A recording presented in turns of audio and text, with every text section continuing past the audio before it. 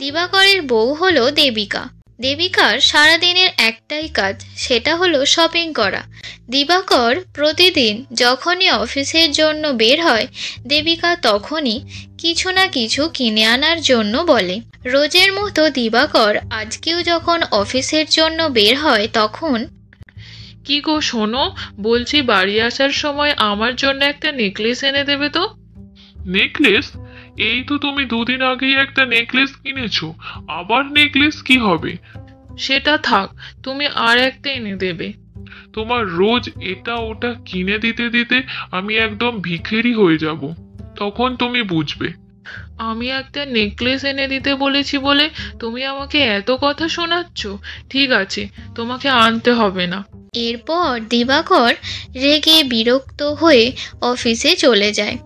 Office থেকে বাড়ি আসার পর কি গো, তোমাকে আনতে হবে না বললাম বলে তুমি আনলে না? তুমি এক্ষুনি চলো, আমাকে নেকলেস কিনে দেবে। বাড়িতে না আসতে আসতেই তুমি শুরু করে দিয়েছো, আমি কোথাও যেতে পারবো না। না, তুমি চলো। এইভাবে সে দিবাকরকে নিয়ে চলে যায় নেকলেস কিনতে। এইরকম ভাবেই দেবিকা প্রতিদিন কিছু না কিছু কিনে দেওয়ার জন্য জেদ করত এবং যেটা বলতো সেটা তাকে কিনে দিতেই হতো। একবার এই শপিং মল তো একবার ওই শপিং মল, আজকে এটা কিনে দাও তো কালকে ওটা কিনে দাও। বউয়ের এমন আচরণে দেবাকর বিরক্ত হয়ে যায়। সে ভাবতে থাকে যে কি করা যায়। কি করা যায়? কি করা যেতে পারে যাতে আমার বউয়ের মাথা থেকে শপিং এর ভূতটা নেমে যাবে? ভাবতে ভাবতে সে একটা বুদ্ধি বের করে। এরপর সে অফিস থেকে কিছুদিন ছুটি করে নেয় এবং অসুস্থতার ভান করে বাড়িতে চুপ করে শুয়ে থাকে। কি গো, আজ অফিসে যাবে না? না, আজ অফিসে যাব না, শরীরটা খুব খারাপ লাগছে। ও ঠিক আছে। এইভাবেই দিবাকর কিছুদিন ধরে অফিসে না গিয়ে বাড়িতেই থাকে।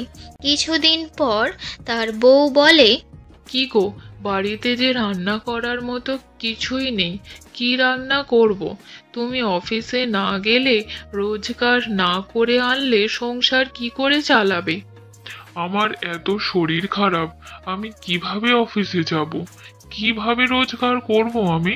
এই জন্য তোমাকে বলতাম, বোঝাতাম যে এমন ভাবে খরচা করো না, করো না। তুমি যদি আমার কথা তখন শুনতে, তাহলে আর আমাদের এমন অবস্থা হতো না। তার বউ দেখলো যে ঠিকই তো বলছে।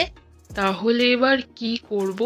তুমি এক কাজ করো, তোমার যা নেকলেস, দামি দামি শাড়ি আছে, সেগুলো তুমি বিক্রি করে দাও, তাহলে কিছু উপার্জন করা যাবে।